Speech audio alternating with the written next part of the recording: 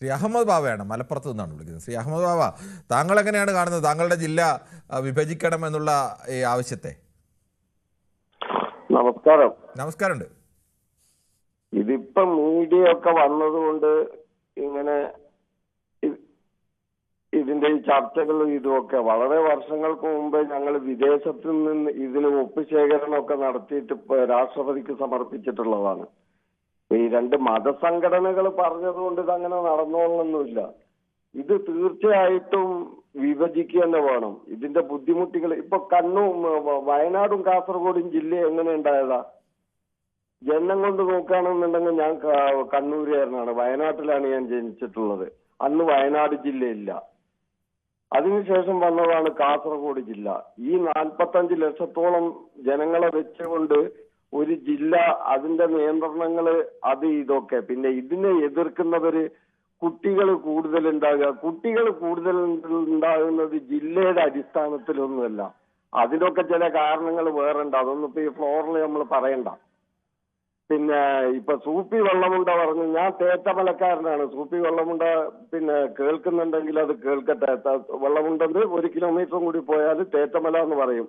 അവിടെ ജനിച്ച് വളർന്നവനാണ് ഞാൻ. ഈ മലപ്പുറം ജില്ല രൂപീകരിച്ചത് EMS ആണ് എന്ന് പറഞ്ഞുകൊണ്ട് ഇവര് വരുന്നത് അതൊന്നും അല്ല ഇതിന്റെ സത്യം. അതും കുറെ നീണ്ടു സംസാരിക്കേണ്ട ഒരു കാര്യമാണ്. പക്ഷെ ജില്ല വിഭജിക്കണം എന്നുള്ള നിലപാട് തന്നെയാണ് എനിക്ക്. ഇനിയിപ്പോ ജില്ല വിഭജിച്ചിട്ട് ഇപ്പോ സാറ് പറഞ്ഞ പോലെ ഓരോരോ മതത്തിലുള്ള ആൾക്കാരെ നോക്കിയിട്ടപ്പോ ഈ ഉള്ള ജില്ലകളൊക്കെ വന്നത്.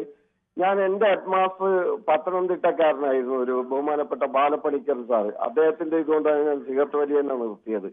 പിന്നെ അന്ന് പത്തനംതിട്ട ജില്ലയില്ല. ഇടുക്കി ജില്ല എത്രത്തോളം ചെറുതാണ്, ഇടുക്കി ജില്ലയുണ്ട്. ഈ ജനസംഖ്യ വെച്ചുകൊണ്ട് ഇതാവരുത്. പക്ഷെ ഇതിൽ രാഷ്ട്രീയ പാർട്ടികൾ, ഒരു രാഷ്ട്രീയ പാർട്ടിയും അഭിപ്രായം പറഞ്ഞിട്ടില്ല എന്നുള്ളത് ഒരു ഗൗരവപരമായിട്ട് കാണേണ്ട കാര്യമാണ്. ഞാനൊരു ലീഗുകാരനാണെങ്കിലും അതിൽ ചില സംഗതികൾ ഉണ്ടാകും. അതുകൊണ്ടായിരിക്കും അങ്ങനെ ഒരു അഭിപ്രായം വരാത്തത്. ലീഗ് അവിടെ ജില്ലാ പഞ്ചായത്ത് ഭരണത്തിലിരിക്കുമ്പോൾ പ്രമേയം പാസാക്കിയതാണ്. പിന്നെ KN ഖാദറാണ് നിയമസഭയിൽ ശ്രദ്ധ ക്ഷണിക്കൽ കൊണ്ടുവന്നത്. ലീഗിന് ആ കാര്യത്തിൽ KN ഖാദറൊക്കെ വളരെ വിശദമായി സംസാരിക്കുകയൊക്കെ ചെയ്തതാണ്. പക്ഷെ ഇപ്പോൾ അവർ അഭിപ്രായം പറയുന്നില്ല. അതൊക്കെ സംബന്ധിച്ചു സാറ് പറഞ്ഞതിന്റെ ഇതിലൊരു നല്ലൊരു പോയിന്റ് അതിന് മുന്നേ പറഞ്ഞല്ലോ. അപ്പൊ അത് അങ്ങനെ ഉണ്ട്. അതിപ്പോ ഞാനൊരു ലീഗുകാരനായതുകൊണ്ട് ഞാനും അങ്ങനെ വല്ലാതെ തള്ളി പറയാനൊന്നും തയ്യാറായിരുന്നില്ല. പിന്നെ ജില്ല വിഭജിക്കണം സാർ, അത് വേണം. ഇപ്പൊ കണ്ടില്ലേ കണ്ണൂരും കാസർഗോഡും വന്നത്, അല്ല വയനാടും കാസർഗോഡും വന്നത്. ഞാൻ ഇപ്പൊ അതിന്റെ യാഥാർത്ഥ്യം പറഞ്ഞല്ലോ. ഈ ഒരു കാര്യത്തില് പിന്നെ എനിക്ക് ഒരു ഇതുണ്ട്. അത് നമുക്ക് പിന്നെ ഒരു ദിവസങ്ങൾ ചർച്ചയ്ക്ക് ചെയ്യണം. ആരാണ് മലപ്പുറം ജില്ല EMSന്റെ കാലത്താണ് എന്തായാലും അത് ഉണ്ടായത്. ആ സപ്തകക്ഷി മുന്നണിയുടെ ഭാഗമായി അതിന്റെ വിശദമായ ചർച്ചകളിലേക്ക് പോയാൽ ഇപ്പോൾ നമ്മുടെ സമയം തികയില്ല. അത് ബാഫക്കിത്തങ്ങളും EMSുമായിട്ട് ഉണ്ടാക്കിയ ധാരണയും ഒരുപാട് വിഷയങ്ങൾ അനുകൂലമായിട്ടും പ്രതികൂലമായിട്ടും ഒക്കെ ചർച്ച ചെയ്യാനുള്ള വിഷയങ്ങൾ തന്നെയാണ് ശ്രീ അഹമ്മദ് ബാവ. അതൊക്കെ ഓക്കെ. അത് ഞാനാണ് ഏറ്റവും ബഹുമാനിക്കണ EMS വിളിക്കണമാരും ഒക്കെ ലീഗുകാരനായ ഞാനും വളരെയധികം ബഹുമാനിക്കണ ഒരു വ്യക്തിത്വങ്ങളാണ് അത്. ശരി എന്താ സാർ? ശരി, ഓക്കെ. ശ്രീ കൃഷ്ണൻകുട്ടിയാണ് മണിമലയിൽ നിന്ന്. ശ്രീ കൃഷ്ണൻ, കൂടുതൽ വാർത്തകൾക്ക് News 18 Keralam YouTube channel subscribe ചെയ്യുക.